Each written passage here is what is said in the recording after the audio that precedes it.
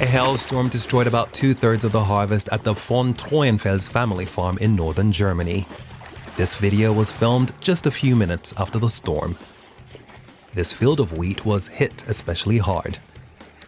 No one had ever seen hailstones this big before.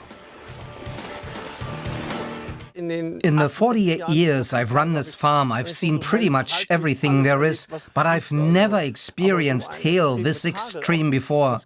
It could be a one-time phenomenon, but it could also happen again. A few days later, the farmer and his employee assessed the situation.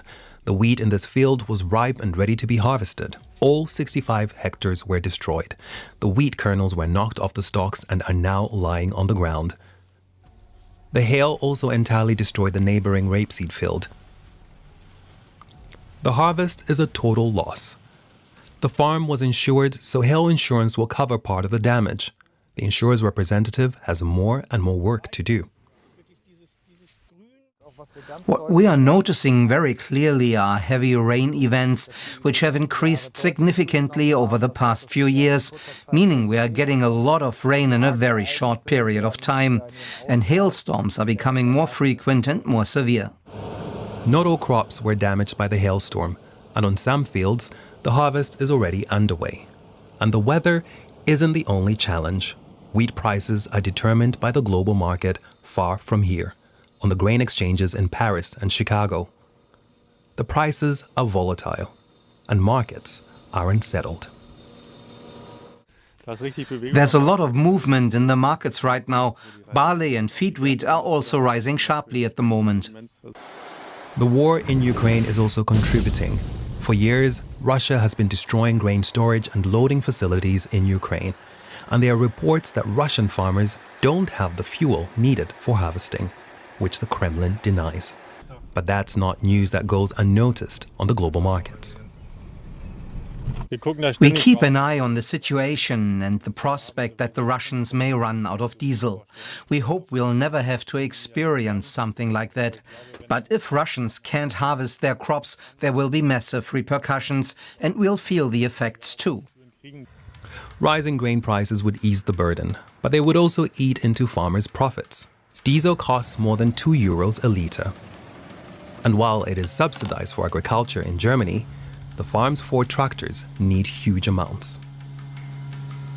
We have the heavy farm tractors. They can easily go through 65 liters an hour, and then you can watch as the tank empties by the end of the day. Synthetic fertilizers are very expensive. Raw materials, including ammonia and urea, come from the Gulf region and are shipped through the Strait of Hormuz. The US-Iran war is felt thousands of miles away. Normally, German farmers purchase their fertilizer for the fall early, but not this year. And has von Treuenfels ordered fertilizer? Not yet. No one is bringing anything to the market right now because nothing is getting through the Strait of Hormuz. Without enough fertilizer, harvests will be smaller. Experts are warning that Russia's ongoing war in Ukraine and the US-Iran war could turn into a global agricultural and food crisis. And Germany's annual 7 million metric tons of wheat exports only play a small role. Russia and Ukraine are the major players. Raiffeisen is one of Germany's largest agricultural traders. Its board closely monitors the markets and takes potential price speculation into account. Markets, to some extent, bet on the future. At the moment, it seems the markets are anticipating that Russian and Ukraine grain won't reach global markets in forecast quantities, meaning we'll face a shortage according to market estimates. But no one knows if that will actually happen. This means prices could fall if the grain does end up on global markets. The von Treuenfels store the remaining harvest. They hope wheat prices will rise. Prices usually go up after harvest season, and that's when they plan to sell.